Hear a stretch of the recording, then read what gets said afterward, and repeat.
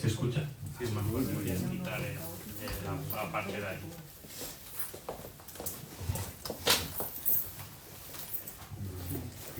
Directamente hablar. Directamente hablar. Vamos a empezar. Pues lo primero, buenas tardes, muchísimas gracias por venir. Un poquito menos, tuvimos con los libreros de Cálamo y teniendo en cuenta que ellos iban a hacer 40 años, pues pensamos que podría ser una actividad interesante la idea de meter una librería dentro de una librería. La verdad que el acto fue muy bien, salimos muy contentos y la idea un poco era continuar con esa lógica de intentar hacer un poco de unas presentaciones diferentes en torno al mundo del libro, que así la gente que nos escuchase conociese un poco más el oficio. Y como hace 6 meses, yo hablando con Rafa le dije, pues podríamos repetir un poco la experiencia, pero esta vez con un librero, y el primer nombre que se nos vino a la cabeza fue el de Joan, porque Joan no solo es un librero que para nosotros ha sido referencia durante muchos años, sino que ya es un amigo. Entonces, tengo la excusa de que bajas a Salamanca, pues hemos decidido que debería ser el siguiente en esa lista, de esa lógica de intentar desentrañar un poco a través de presentaciones cómo funciona nuestro mundo. Yo voy a empezar directamente. La idea es mantener una conversación en torno a temas muy generales. Yo le voy a ir lanzando preguntas para que nos cuente un poco su trayectoria, cómo ha habido su vida como librero en diferentes contextos, en diferentes ciudades, la influencia que ha tenido de los diferentes idiomas, autores que para él han sido fundamentales y que lo siguen siendo, un poco también la curiosidad de ese maravilloso blog que tiene y que para todos nosotros sigue siendo un lugar al que acudir de vez en cuando las novedades nos aplastan, y que es casi siempre por otro lado. Y bueno, luego mi intención es abrir un poco espacio a preguntas. Están ahí, tengo a 2 compañeros en la retaguardia y que me gustaría que también participasen con alguna pregunta o algún comentario. Así que voy directo, Joan. ¿Cómo te hiciste librero? ¿Cómo se hace uno librero? Bueno, yo creo que más que hacerse uno librero, uno se encuentra con la profesión por el camino.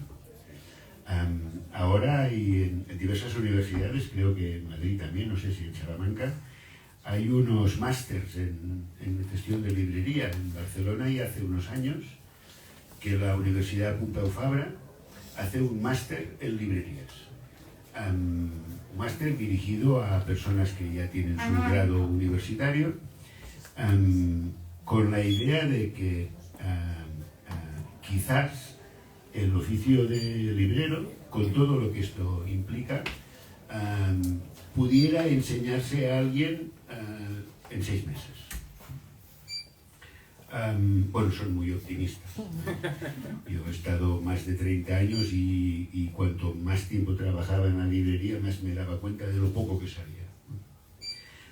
Mi caso personal es un caso que para gente de mi generación fue bastante común en las librerías abiertas en Cataluña. En el año 1976, un grupo de personas ligadas al PSUC, que es como se llamaba el Partido Comunista de España allí, nos dimos la idea de Calella, Calella, mi pueblo, es un pueblo que en aquella época tenía pues sobre 10.000 habitantes, donde no había ninguna librería. Si querías un libro tenías que ir al estanco, o que tenían a lo mejor 20 o 25 referencias, o a una papelería que también tenían algo de... y la idea de hacer una librería que vendiera solo libros era una cosa absolutamente increíble, ¿no? Bueno, yo creo que más por adoctrinamiento que por otra cosa, ¿no? Dijimos, no, hay que hacer una librería donde solo vendan libros, ¿no? La gente de mi generación y anteriores, ya sabéis la cosa esta de que el pueblo sea cultivado para que así tenga a la gente de menos de 30 años, esto les debe sonar a música celestial, pero bueno, había esta idea de que la gente trabajadora, el proletario, cuanto más preparado estuviera intelectualmente, pues más capaz sería de elegir su destino, en fin, todas estas cosas. Se hizo una librería que se llamó y se sigue llamando Librería La Llopa. Yo no pude participar porque yo era todavía menor de edad, pero se hizo la librería, se hizo como cooperativa, naturalmente, no como sociedad, ¿no? Y allí empezó a andar pues, en un local con tal vez 40 metros cuadrados. Yo seguí mi vida a no poder participar. Yo no empecé a trabajar allí, estudié cosas que no tenían nada que ver. Y es curioso porque estudié psicología, estuve trabajando en gestión de empresas y seguía siendo muy buen cliente, muy buen lector y, o si mal no, bueno no lo sé, pero sí en cantidad. Lector y el nexo entre la cooperativa de libreros y yo, pues bueno, siguió siendo continuo, ¿no? Y de hecho, mi trabajo como gestor de empresas fue el que hizo que me contrataran porque la sociedad cooperativa entró en crisis y se tenía que resolver la cooperativa y convertir aquello en sociedad limitada. Como les hacía falta a alguien que dominara todo este asunto, me llamaron a mí y me dijeron, oye, échanos una mano. Yo les eché una mano y ellos, y una vez pasó esto, me dijeron, oye, ya que tú tendrías que ser de los socios que tenían que haber empezado la librería y no pudiste porque tenías 17 años y no podías, ¿quieres ser ahora socio y empezar a trabajar en la librería? Y bueno, me pareció lógico, ¿no? Me pareció lógico, esto era en el año 92. Me pareció lógico dejar un trabajo que era absorbente y que no puedes mantenerlo durante mucho tiempo. Y yo, iluso de mí, pensé, bueno, voy a trabajar en una librería donde la vida es mucho más tranquila. Empezaste casi como gestor, ¿no? Rompiendo todo el romanticismo que tiene la profesión, ¿no? Que Sí, la gente entra y nos dice, joder, cómo me gustaría trabajar en una librería, aquí todo el día tranquilo, leyendo. Sí, sobre todo todo el día leyendo. Sobre todo, sí. Hay mucho romanticismo en nuestra profesión, ¿no? Yo en mi vida he cargado tantas cajas todo el tiempo que he sido librero, ¿no? Sí, a mí el romanticismo me duró 3 o 4 meses, ¿no? Claro. Cuando Rafa te dice, oye, no, cuando Rafa me dijo, vamos a preparar el día del libro. Y yo, qué bien, ya verás, qué lista potente vamos a hacer, qué títulos vamos a llevar. Claro, luego los títulos llegaban, los títulos había que colocarlos en caja, las cajas había que bajarlas, luego había que subirlas, luego había que colocar, en fin, sí, eso, hasta que levantas tu primera caja, quizás con el romanticismo. Sí. Bueno, es una profesión, yo de hecho empecé a trabajar como librero y tuve oportunidades para dejarlo y para dedicarme a otra cosa. Y la verdad es que nunca lo hice. Primero empecé a trabajar en esta librería pequeña de pueblo, una librería que sería como Corsarias. La filosofía de la librería es más o menos la misma, pero un poquito más pequeño, pero no deja de ser una... A mí, Corsarias, desde el primer día que entré aquí hace ya unos cuantos años, lo primero que me recordó fue, ostras, la librería de Calella, ¿no? Aunque yo creo que no teníamos tan buenos profesionales como tenéis vosotros, pero aparte de eso, la librería se parece mucho, ¿no? No sé qué iba a decir.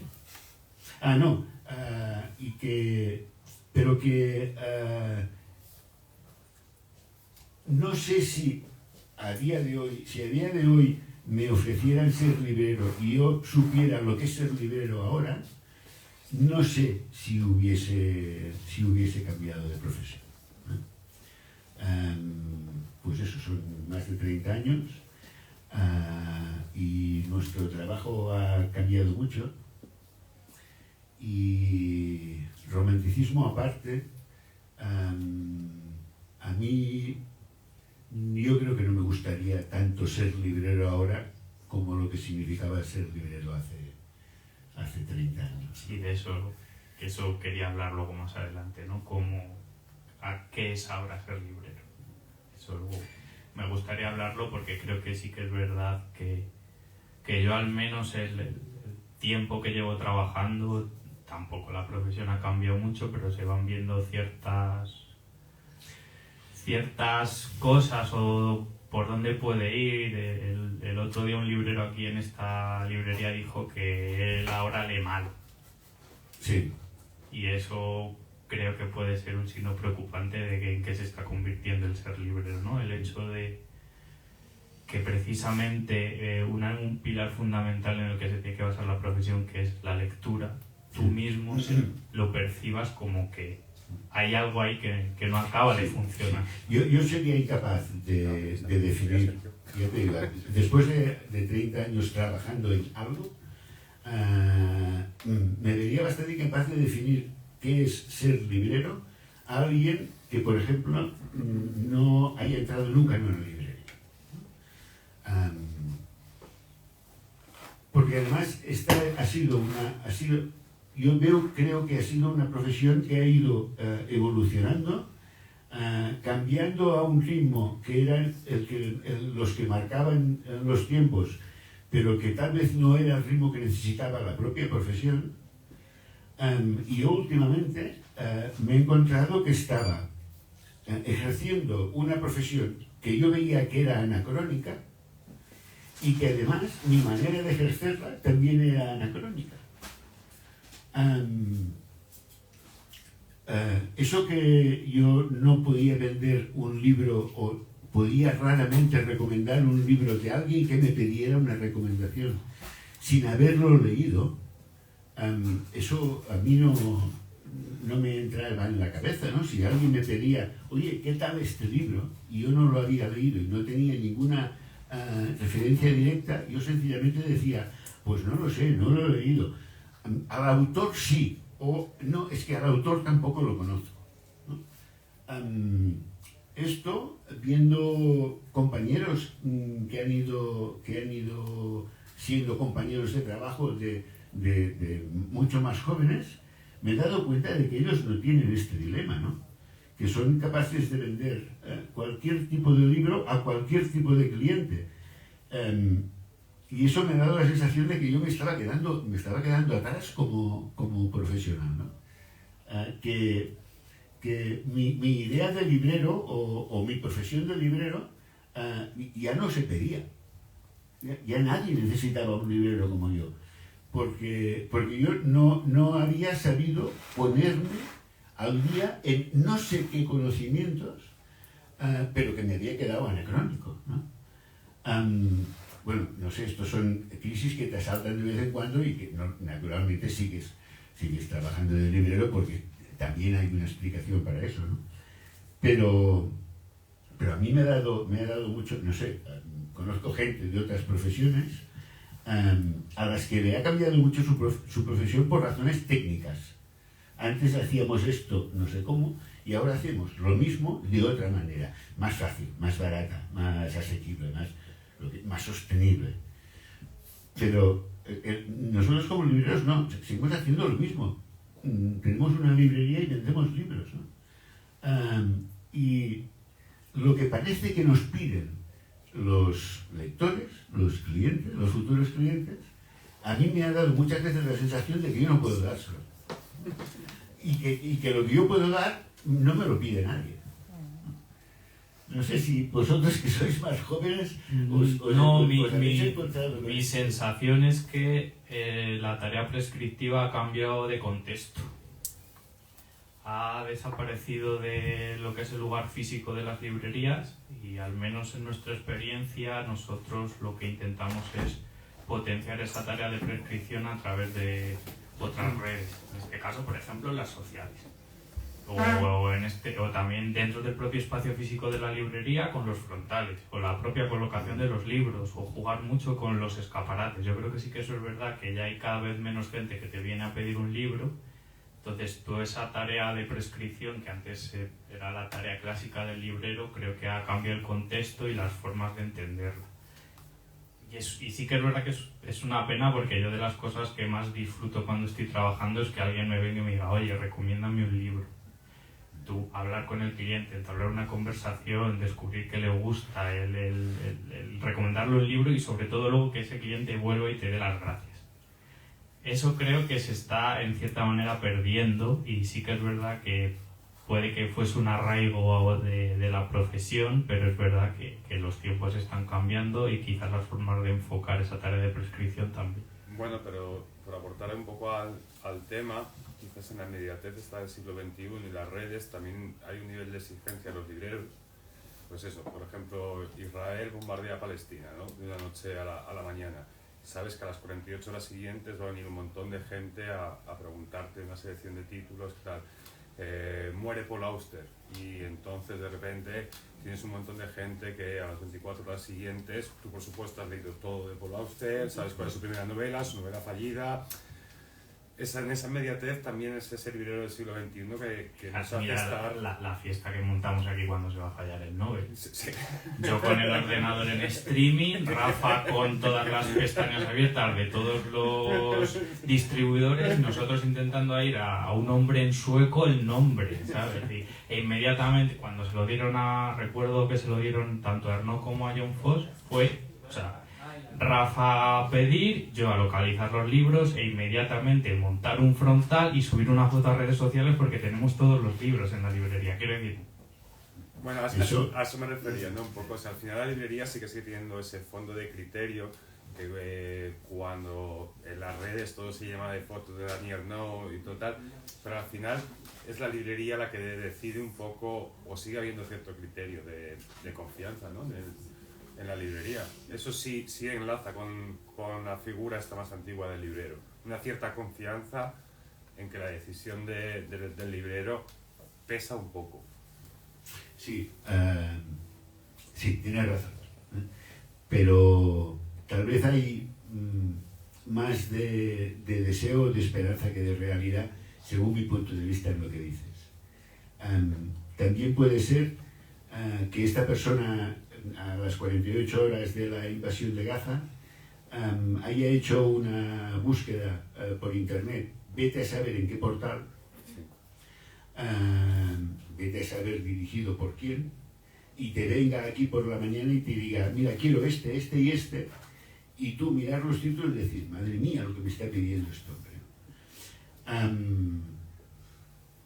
Aunque tú tuvieras mucho trabajo para encontrar un libro donde él pudiera informarse más o menos objetivamente, si el descaro de este cliente, vamos a poner descaro entre comillas, si el descaro de este cliente para su propia idea de cuál es la información que quiere es mayor que la confianza que tiene en ti, te va a pedir el libro que ha encontrado en el portal de no sé qué. Con lo cual, tu trabajo no es que no se fíe de él, es que ni siquiera lo tiene en cuenta. Cuando digo lo de anacrónico es eso, ¿no?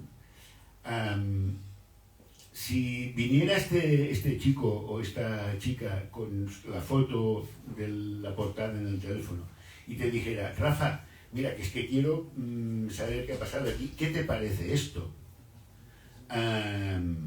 Tú le dirías, vale, de acuerdo, pero le darías 2 libros más que tuvieran otro enfoque, o en fin.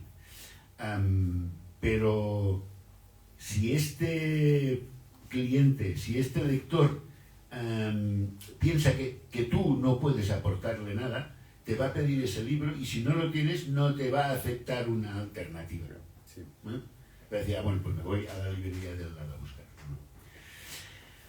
No sé, hay una vertiente empresarial. Una librería es una empresa que tiene que comprar y vender más caro de lo que compra, y de ese margen sacar pues para sus gastos y para lo que sea, ¿no? Pero, y esto no solo una librería, sino cualquier negocio tiene que tener, esa es la primera cosa a tener en cuenta, ¿no? En eso puede ser que el máster en gestión de librerías sea aconsejable, ¿no? Porque un buen lector no tiene por qué ser un buen librero, ¿no? Lo que pasa es que no puede haber un buen librero sin que sea buen lector. Pero después de esto, después de tener asegurado hacer sus escandallos, sus estudios de mercado y todo esto, y tener asegurada una supervivencia como negocio, como empresa, hay tantas librerías como personas que las rigen. No hay una sola manera de hacer una librería rentable, ni de hacer una librería que esté conectada con su entorno, o que, o sea, no es imprescindible tener todos los libros de literatura infantil para que tu librería sea una buena literatura infantil, una buena librería infantil.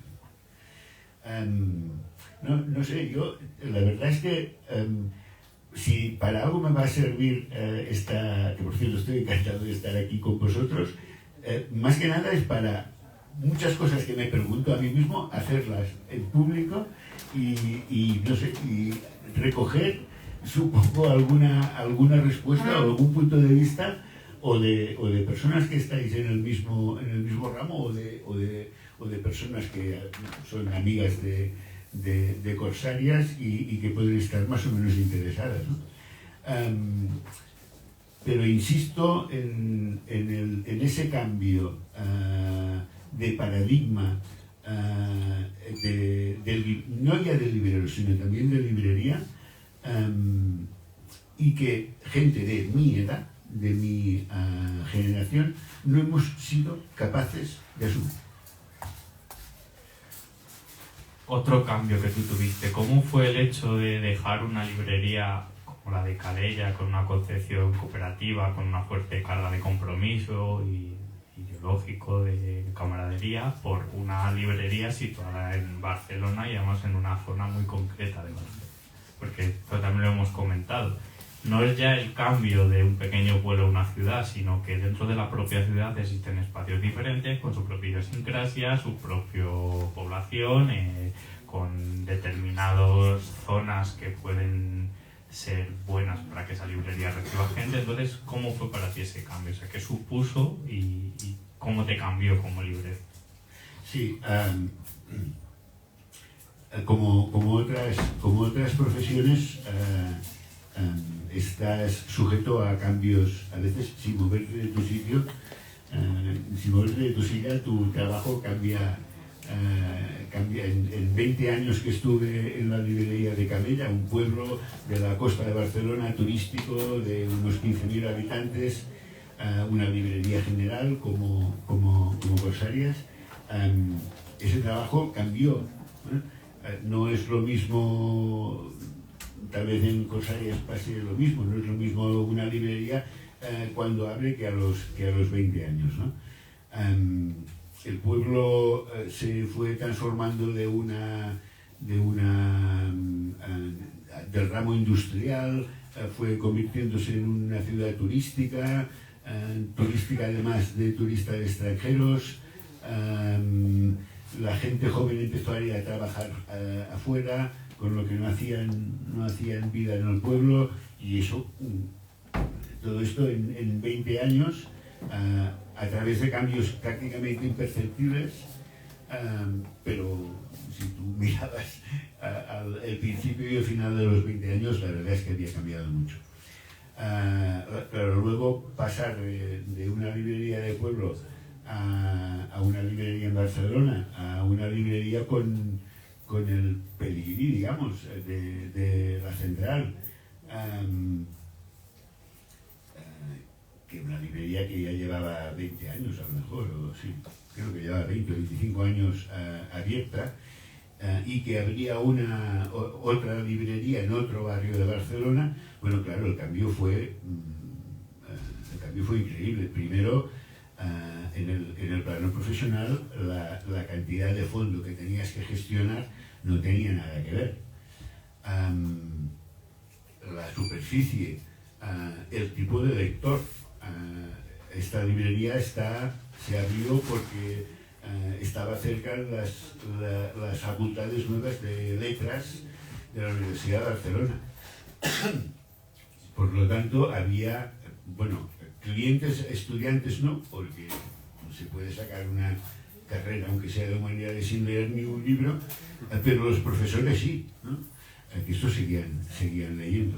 Entonces el cambio, yo casi te diría que es como otra profesión, ¿no? No tiene nada que ver despachar el libro que viene a buscarte cada 15 días la señora Paquita, que ya he terminado el que me diste y que por cierto me gustó mucho, dame otro igual, a que venga un señor profesor de la Facultad de Filosofía que por supuesto sabe mucho más que tú, no solo del libro sino de todo,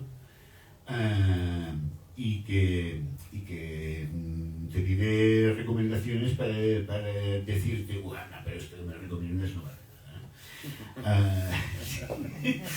Aparte, bueno, es una librería que ya llevaba, que el nombre de Central en Barcelona representa un modo de hacer la librería muy concreto, ¿no? Y que alguien que viene de fuera, una de las razones por las que quisieron que yo fuera a trabajar allí es para que pudiera traspasar allí mi experiencia de trabajar en una librería más pequeña, ¿no? Una librería donde el contacto con el cliente era mucho más estrecho. Yo no sé si sirvió para algo eso, ¿eh? En todo caso, a mí como librero sí me sirvió para mi formación. Pero el cambio es como trabajar en dos sitios distintos. Para empezar, no conoces a nadie. Nadie te para por la calle cuando te vas a tu casa o cuando vas a comprar a la pollería o diciendo, ay, por cierto, Joan, aquel libro que ves, ay, es muy malo, ¿eh? O sea, tienes que ser librero las 24 horas, ¿no? A trabajar de un modo más escondido, ¿eh? Ser librero en una librería grande es disolverte en la filosofía de la librería. Tienes que mantener tu criterio porque esto es lo que te pide el empresario que te contrata, pero tienes que ser respetuoso con la tradición de la librería. Esto cuesta porque estás en un medio en el que la única cosa que se parece al trabajo que hacías antes es que viene alguien, te pide un libro y se lo das. Pero el resto no tiene nada que ver. Como librero sí que es verdad que te formas a golpes, pero te formas porque para empezar tienes clientes que saben mucho. De los que sacas muchísimo fruto,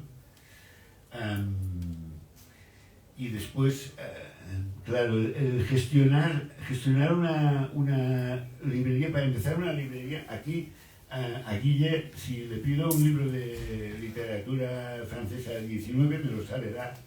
Si le pido un libro infantil, seguramente también, y si le pido un libro de ensayos sobre la Segunda Guerra Mundial, pues probablemente también me dé una buena recomendación. Esto en una librería grande es imposible, por lo tanto ahí entra ya la especialización, ¿no?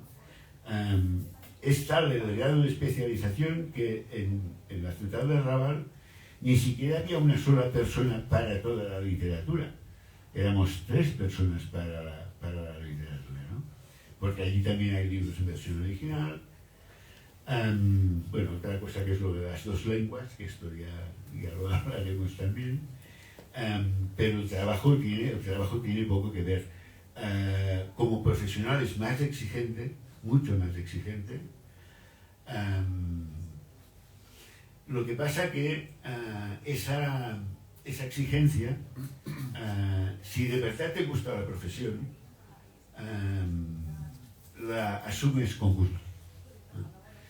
Porque también te das cuenta de que tú también aprendes, y bueno, a la hora de aprender da igual quien te enseñe, ¿no? Si te enseña un compañero, si te enseña un cliente, si te enseña tu jefe, o si te enseña a quien sea, ¿no? Pero sí, el cambio es, yo casi te diría que es como otra profesión, ¿no? Tiene muy poco que ver trabajar pues en una librería donde éramos 7 personas, a una que llegamos a ser con lo de los turnos más de 40.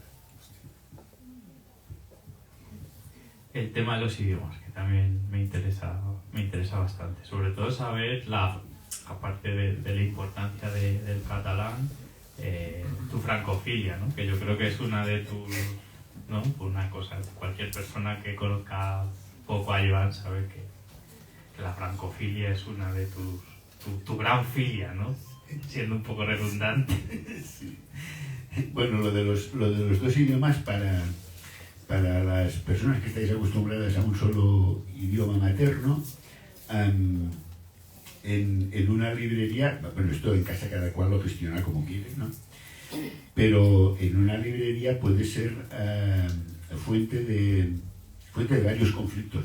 Y no hablo de conflictos personales, que también, sino porque, para empezar, se supone que una librería que venda libros en catalán y en castellano en Barcelona, en Cataluña, tiene que tener una ligera discriminación positiva hacia los libros en catalán. Bueno, esto viene de muy lejos, viene de lo que pasó con la lengua durante el franquismo y bueno, después esto de la inmersión lingüística en la escuela, que parece que no acaba de salir bien, pero bueno, que parece una medida razonable, ¿no?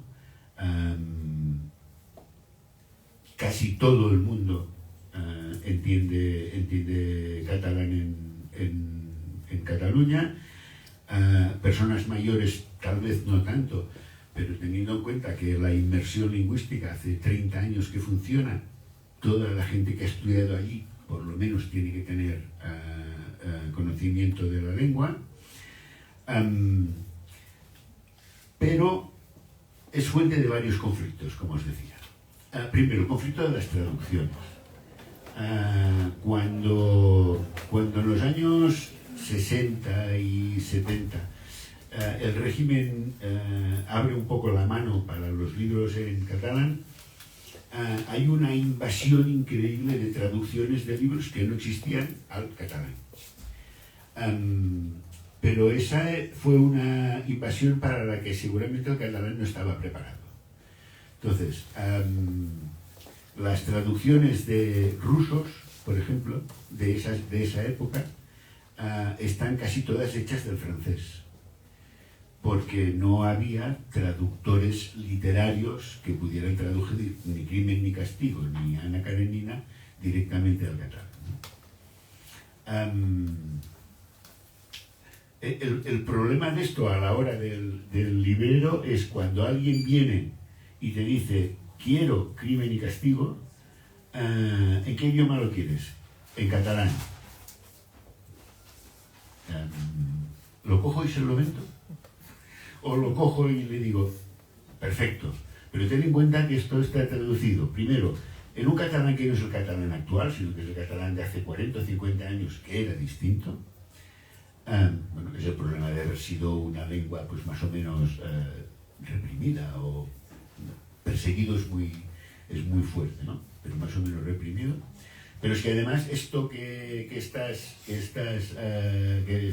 quieres leer no es directo del ruso, esto se ha traducido del francés.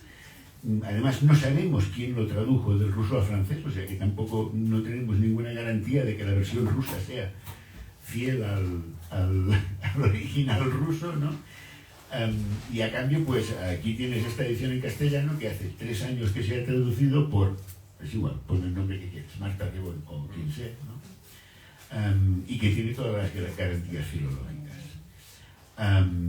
Bueno, lo lógico es hacer la segunda, lo lógico es decirle al cliente: esto que vas a leer, ten en cuenta que, ¿no?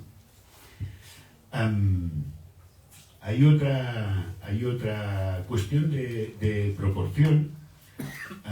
Probablemente una librería grande en Barcelona pueda permitirse tener la mayoría de fondo que tienen en castellano, o sea, como cantidad de libros, tenerlos también en catalán, pero no serán los mismos títulos.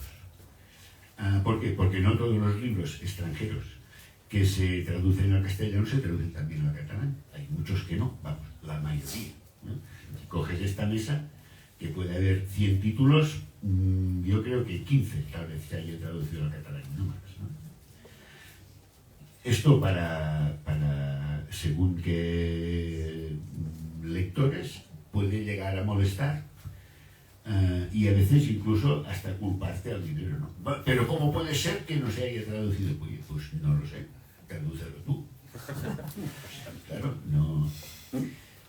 Esto puede ser una fuente de conflictos y luego hay otra fuente que es una cuestión de proporción.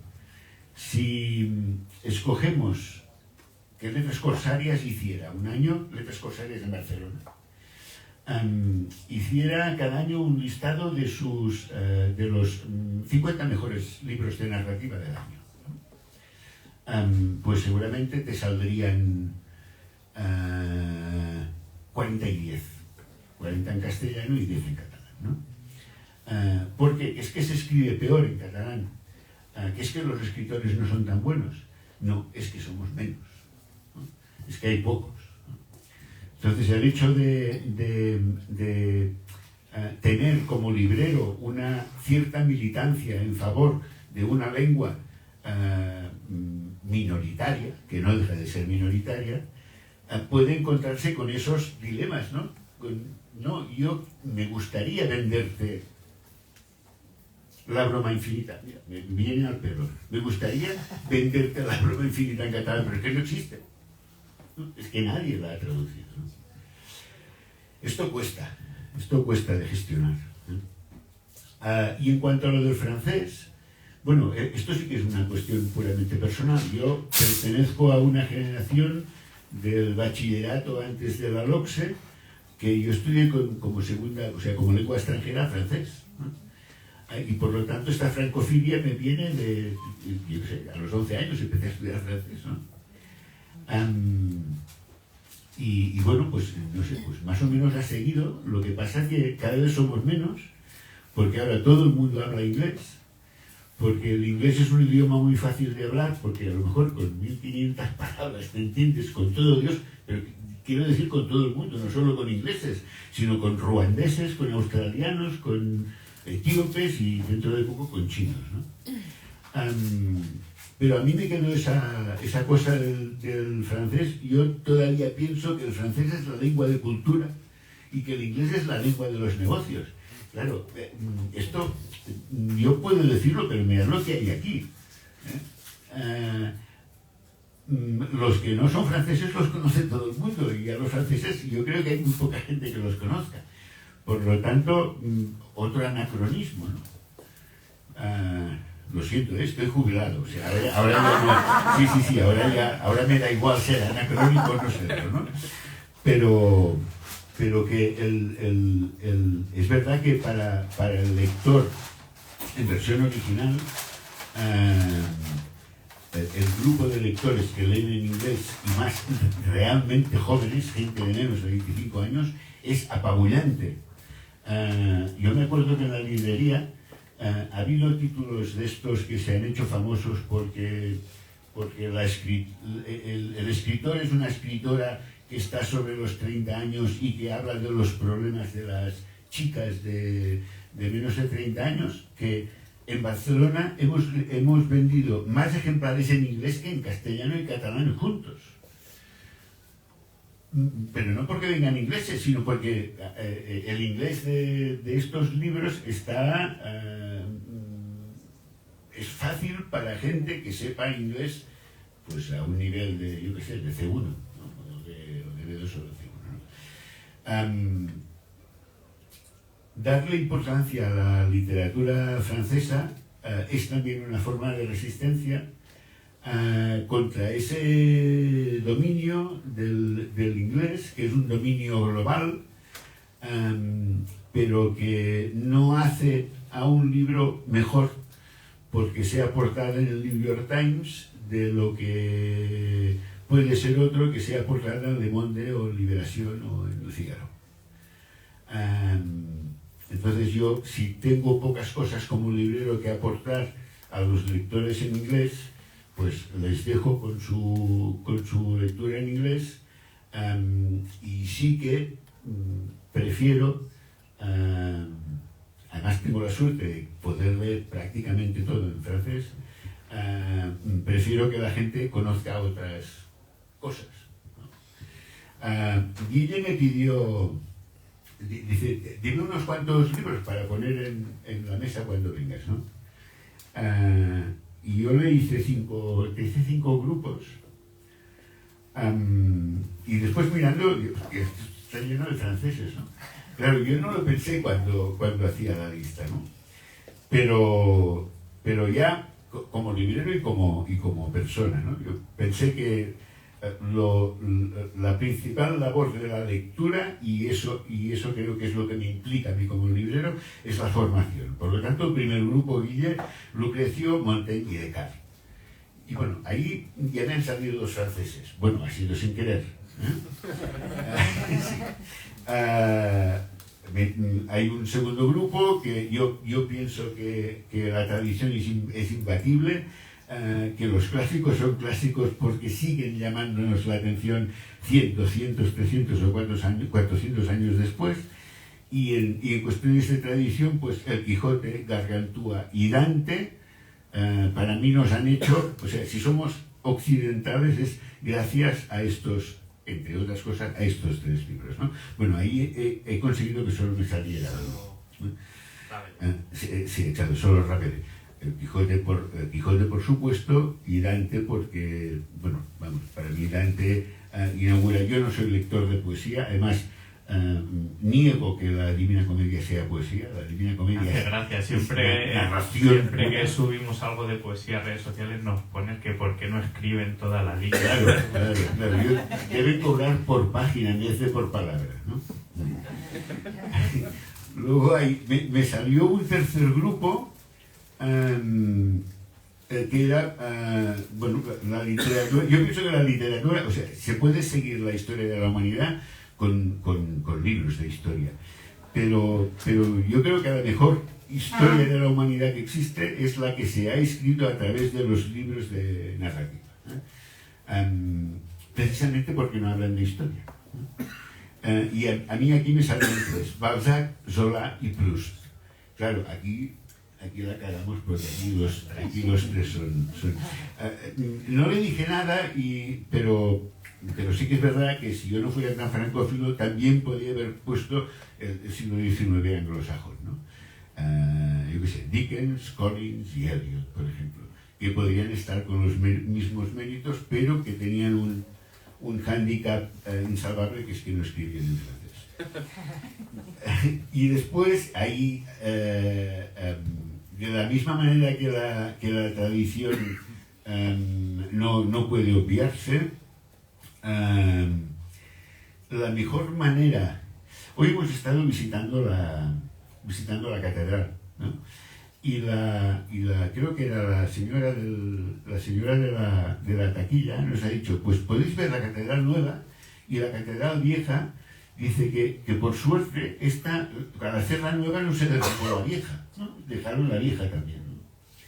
Y me ha hecho pensar en cómo tratar la tradición, ¿no? La tradición, igual que las catedrales, se puede romper para hacer otra nueva, o lo que puedes es cogerla y usarla para hacer los cimientos, ¿no? Y yo creo que tres de las novelas más revolucionarias que hay aquí, no, a pesar de ser las más revolucionarias, no existirían sin sus correspondientes tradiciones, ¿no? Hablaba del siglo XIX inglés, pues bueno, Ulises no existiría sin Dickens, sin Eliot, ¿eh? Y contribución americana, que sería la contribución anglosajona a Canberra, ¿no? Tanto los reconocimientos, que no está aquí porque está... Aprovecho, si me está viendo alguien de sexto piso, que lo reedite, por favor. Sí. Como la broma infinita, son dos novelas que, a pesar de su imagen de rompedoras, son novelas que, o sea, si escarbas un poco, sale ahí la catedral antigua, ¿no? Está la catedral antigua ahí abajo, ¿no? ¿Por qué te decía esto yo? Bueno, a la hora de escoger un idioma, esto, por ejemplo, estos libros de aquí, más de la mitad no están traducidos al catalán. Si buscásemos una traducción del Gargantúa y Pantagruel, no existe entera y yo no la vendería a nadie con plenas garantías.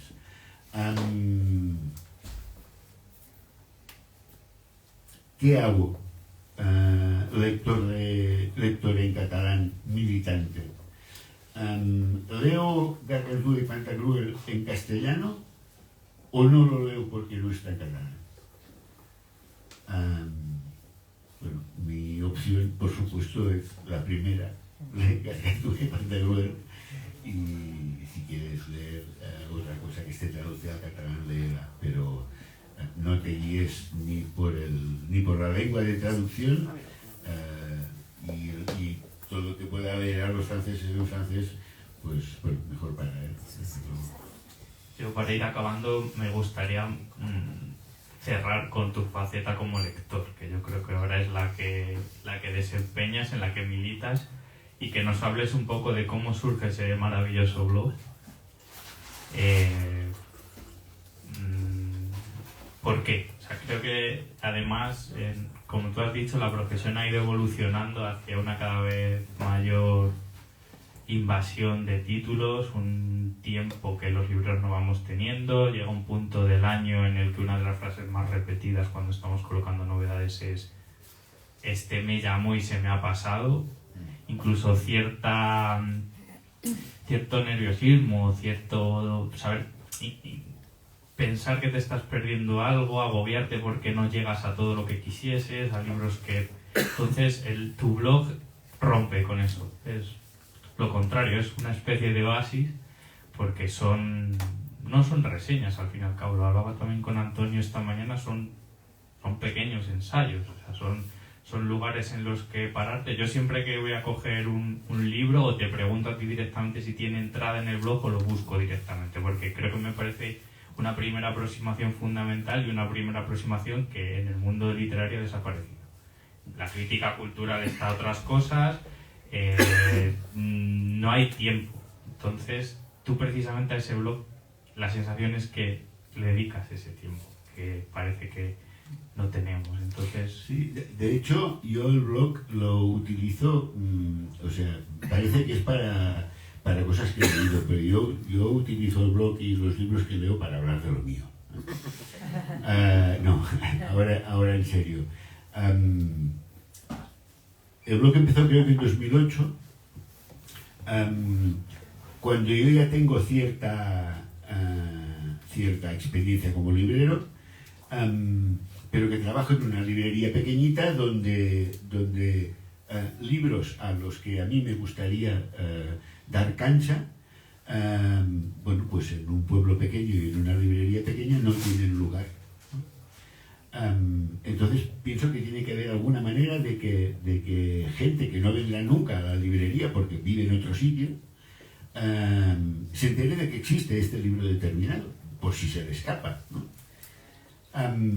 Y el blog empieza siendo una especie como de reseñas, más reseñas periodísticas al principio, que no son otra cosa que... Yo a todo el mundo que lee le recomiendo siempre que lea con lápiz y papel cerca.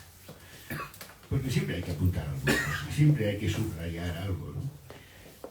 Y yo tengo que hacerme para mí una especie de informe de lectura con las bases con las que yo voy a convencerte para que me compres el libro.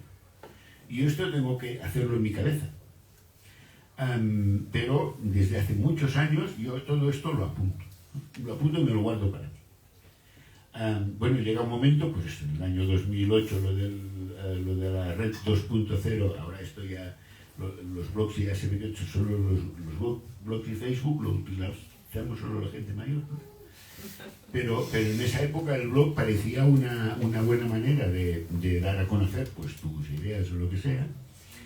Y lo único que hago es que mis notas, las notas de mis lecturas, les doy tal vez un cierto carácter publicable y las cuelgo ahí, ¿no? Lo que pasa es que el blog ha ido también cambiando, como yo, cambiando con el tiempo, y cada vez ha sido menos una reseña de libros, o sea, lo que diría un librero, y pasando a ser lo que diría un lector del libro, ¿no? Ahí yo vuelco todas mis filias, fobias pocas, pero las filias sí están todas ahí. Y solo me parece me parece una manera de poder hacer accesible a gente. Tengo un montón de audiencia de Latinoamérica, gente que yo jamás hubiera podido contactar con ellos, ¿no? Gente que me dice que en Latinoamérica la literatura francesa, según qué países, la literatura francesa está muy maltratada. Pues si yo, con mis notas de lectura, que rellenaría igualmente y que solo me cuesta el trabajo de darles un formato de redacción y colgarlas en el blog, puedo hacer que alguien se sienta llamado a leer al señor este de nombre impronunciable, que si no es así, de ninguna manera va a llegar allí, pues oye, yo ya me siento pagado. Que gasto muchas horas en eso, muchísimas horas en eso. Pero si en algo ha cambiado el blog en estos del 2008 a ahora, es que al principio publicaba muchas reseñas o muchos artículos sobre libros por obligación como librero, y ahora ya no. Ahora publico reseñas sobre los libros que me dan la real gana.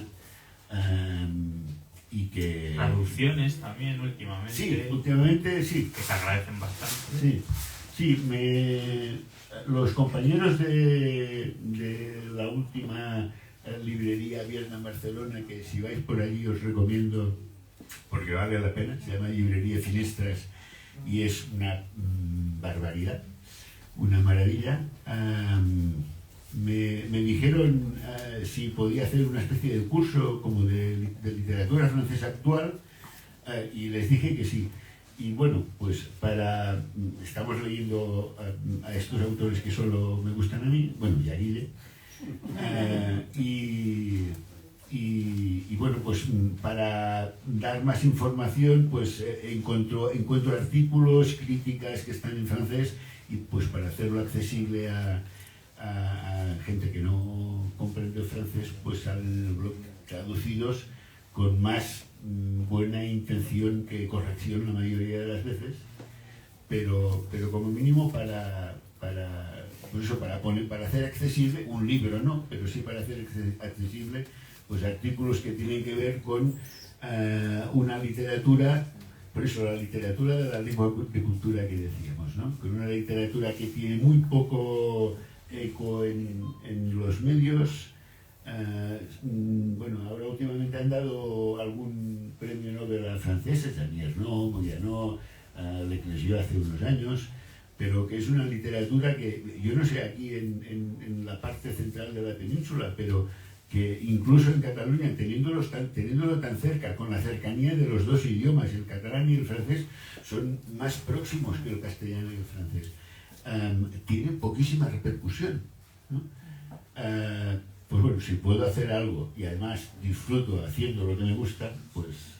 Aquí nos llamó la atención en su momento, lo hablábamos Rafa y yo, que a raíz del Amor el mar de Quiñar y la concesión del Formentor tuvo cierto eco. Sí que nos llamó la atención que es un libro que funcionó muy bien aquí, en la librería. Tampoco fue un libro que nosotros recomendásemos, sino que... Y sí que es verdad que luego las reediciones que ha empezado Galaxia y bueno, ha tenido cierto, dentro de las posibilidades que puede tener un autor como Quiñás, y sí que hubo cierto movimiento de libros, pero sí que es verdad que es curioso porque es un país que lo tenemos muy cerca, pero yo siento que a nivel literario también está muy lejos. Sí. Que me pasa también con algo parecido con Italia, que quizás incluso haya peor todavía. Y para mí, en ese sentido, el blog sí que fue muy importante porque me permitió acceder a una literatura que, a pesar de ser muy marginal, incluso de nicho, me voy a las editoriales que están publicando estos autores, quizá Michon menos porque su casa es anagrama y puede tener más recorrido, pero es verdad, la sensación es que hay un mundo ahí de muchísimas posibilidades, que hay algo que impide que... Es muy curioso el caso de Quiñás, porque hace unos 20 años se conoció por la película de Alain Resnais, por Todas las mañanas del mundo, y después desapareció. Y es muy curioso eso que me dices, de que sea de los autores, pues estos, Bergogneau, Michon, Lafon y Quiñás, sea el más conocido, cuando es perfectamente el más cerrado, el más difícil.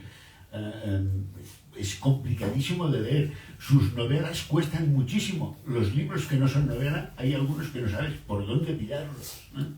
Y en cambio, bueno, pues ha tenido más eco que gente como Pierre Michon, por ejemplo, que literariamente yo creo que está bastante por encima de Quiñás, que sería más un autor de pensamiento, y que, no sé, han estado muchos años títulos suyos agotados en Anagrama, no sé cómo están ahora. Se reeditó Vidas Minúsculas. Y ya está, ¿no? Y ya está. No sé, hay autores como Pierre Bergogneau que publicaron aquí. Esto es un libro de ensayo, se llama Invención del presente, y que habla precisamente de la tradición, de lo que os hablaba antes. Este hombre tiene, pues yo creo que puede tener como 50 títulos publicados. En España lo tradujo un par de libros, una editorial vocacional de Barcelona que se llama Días Contados, que por cierto podéis encontrar los libros aquí en Corsarias. Shangri-La. El Fabio. Es más, el primer libro que a mí Rafa me regala es B17, de Vergüenza. Alfabia, que es una editorial que ya no existe. O sea, que se han traducido a lo mejor 5 o 6 libros de una producción inmensa, de un autor que tiene unas posibilidades increíbles, pero aquí nadie sabe nada. Bueno, yo estoy hasta la coronilla de la autoficción con Annie Ernaux, que además le dieron el Nobel, ¿no? Hay una autora francesa que se llama Marie-Hélène Lafon, que escribe 50 veces mejor que Ernaux, pero aquí la ha traducido Editorial Minúscula. Creo que las dos últimas también se han traducido, por cierto, bien al catalán, pero que también es una autora de minorías. Y dices, ¿Y en Francia también? En Francia, Lafon también es de minorías. ¿Y entonces? Pero se publica.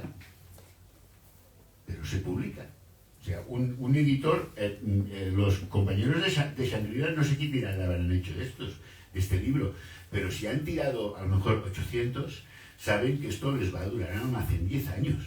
Pero ya lo saben, pero lo publican, porque el trabajo del editor no es solo hacer dinero, también es poner al alcance de los lectores libros que sean interesantes. Nadie conoce a María del Lafon. Nosotros sí, están las fuentes. Las fuentes están ahí, tenemos vosotros sí, también... porque espiáis el blog. Puede ser. Pero quiero decir que son autores que a veces puedes no comprender. Es muy complicado. No comprender cómo es posible que no sean conocidos, ¿no?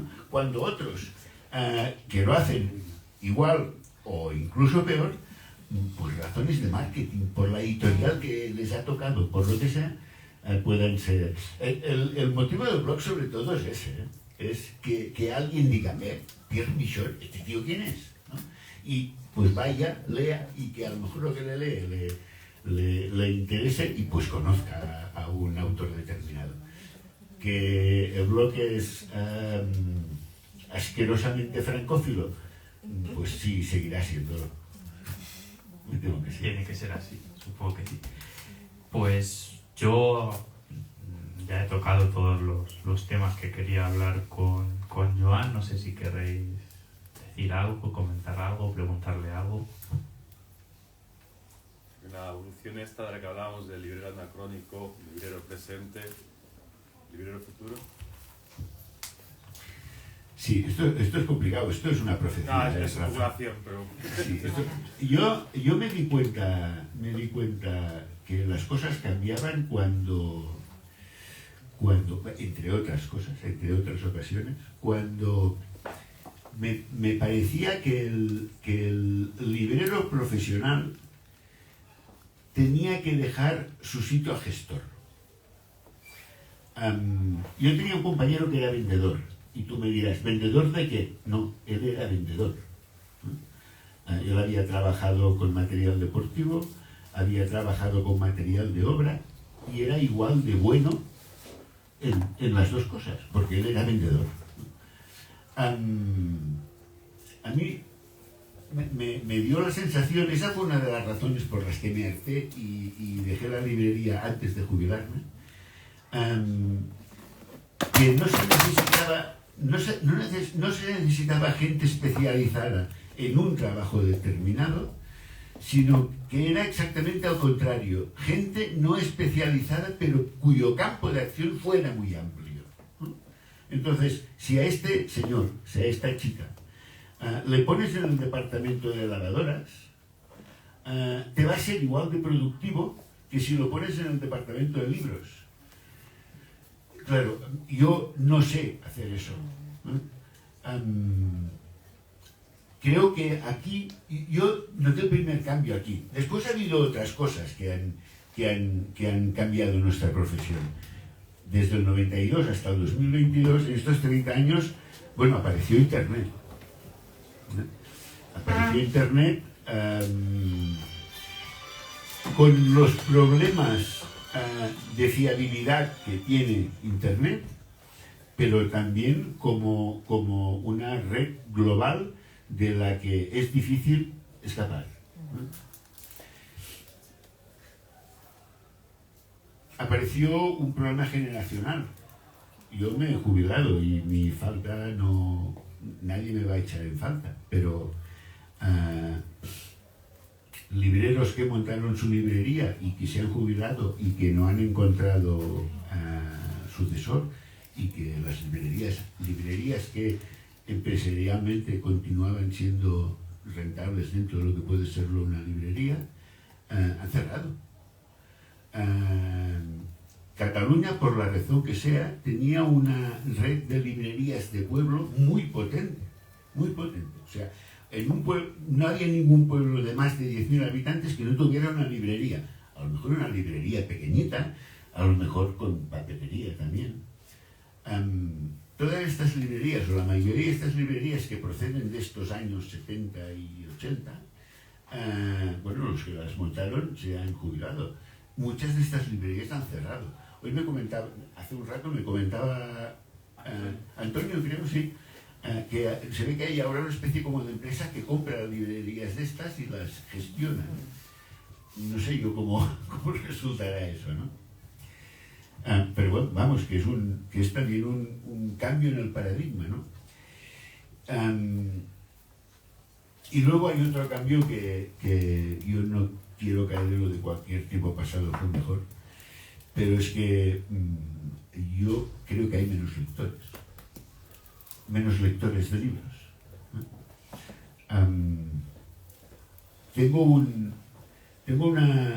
Tuve una compañera que recién licenciada de Humanidades vino a trabajar a la librería, una chica estupenda, inteligente, feminista, revolucionaria, una chica, un sol de criatura.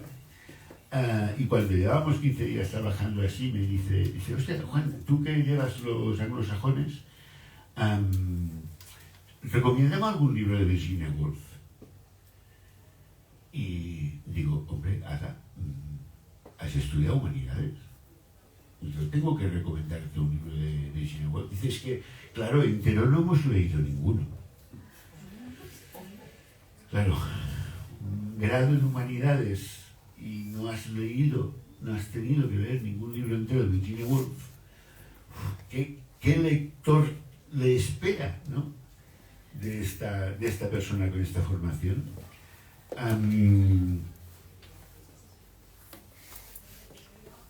¿Por qué se sacan nuevos títulos académicos sin un verdadero cimiento, no ya en lecturas en general, sino en literatura, ¿no? ¿Por qué no hay libros de narrativa recomendados en medicina o en ingeniería? ¿Por qué no hay? ¿Por qué ese hábito lector se considera una cuestión que es solo para pasar el rato? No vamos bien por ahí, ¿no? ¿Por qué la lectura, que es una actividad creativa, porque no hay dos personas que lean el mismo libro que lean el mismo libro? ¿Por qué esto se ha dejado como una cuestión de gente rara, gente que no se comunica, que se aísla en su casa? ¿Por qué este desprestigio, no? ¿Por qué le damos cada vez menos importancia a las humanidades? Que consisten sobre todo en leer. Cuando hacemos esto, lo que negamos es la posibilidad de aprender de alguien que sabe más que nosotros. Y esto puede llevar fácilmente al razonamiento de decir, es que nadie tiene por qué enseñarme nada.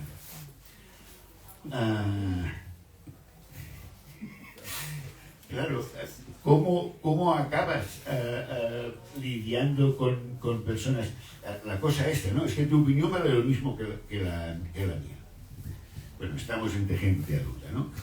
Una opinión es como un culo, que todos tenemos uno. Además, solo sacan mierda. Y la única diferencia es que la nuestra no huele tan mal como la de las demás, ¿no? O sea, esto es la opinión, ¿no? Cuando alguien dice que tu opinión vale lo mismo que la de Lucrecio, es que está igualando vuestras mierdas. Y no, lo siento, digo, la tuya huele peor. Pues creo que lo vamos a...